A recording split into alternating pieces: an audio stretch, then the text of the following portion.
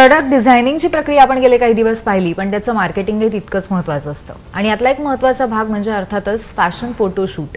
या fashion फोटोशूटमध्ये makeup आर्टिस्टची काय भूमिका असते हे आपण याआधी पाहिलेलं आहे, पण यातला एक आणखी महत्त्वाचा भाग म्हणजे फॅशन स्टायलिस्ट. या स्टायलिस्ट शिवाय काहीच होऊ शकत नाही. त्याची नेमकी भूमिका काय असते चला पाहूया. हाय, मी मृण्मयी अवचट. फॅशन फोटोशूट चालू आहे आणि मी लाईफ इन लेन्स या फोटो स्टुडिओमध्ये आली आहे अंधेरीला, मुंबई इथे. आणि राजीव चतुर्वेदी आणि मनीष निगोट हे फॅशन फोटोग्राफर्स आहेत.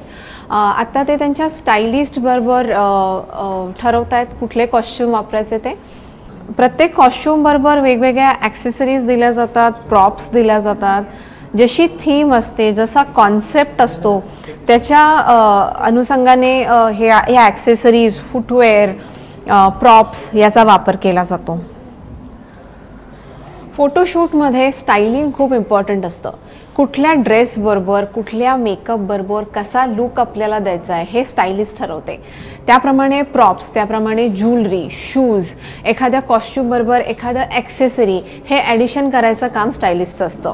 स्टायलिस्ट त्या थीमला पूर्णतः न्याय द्यायचा प्रयत्न करते, फक्त कपड्यांनी नाही तर त्याच्याबरोबरच्या प्रॉप्स आणि ॲक्सेसरीजनी. लुक कंप्लीट करण्यासाठी या छोट्या छोट्या गोष्टी खूप इम्पॉर्टंट असतात. त्यामुळे स्टायलिस्टकडे जनरली खूप ऑप्शन्स असतात. जेव्हा स्टायलिस्ट शूटसाठी येतात तेव्हा मोठी रेंज ज्वेलरीची घेऊन येतात, वेगवेगळे मोठे प्रॉप्स घेऊन येतात, खूप वेगवेगळ्या रंगातले शूज किंवा वेगवेगळ्या ॲक्सेसरीज हे सोबत त्या कॅरी करत असतात. आणि तुमच्या मॉडेलच्या त्या कॉस्ट्यूमबरोबर कुठलं बेस्ट सूट होतं आहे हे त्यावेळेला तो फोटोग्राफर ठरवतो.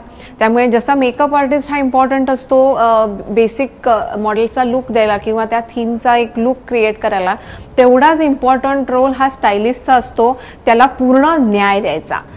फोटोशूट हे मी जसं आधी बोलले तसं हे टीमवर्क आहे.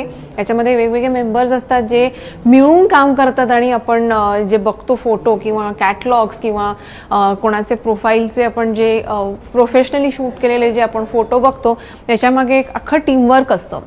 याच्यात अजूनही काही टीम मेंबर्स आहेत. पुढच्या एपिसोडला बघूयात की कसं फोटोशूट होतं, कसे हे सगळे एकत्र येऊन एखादी थीम किंवा एखादा कॉन्सेप्ट त्या फोटोजमधनं उतरवतात.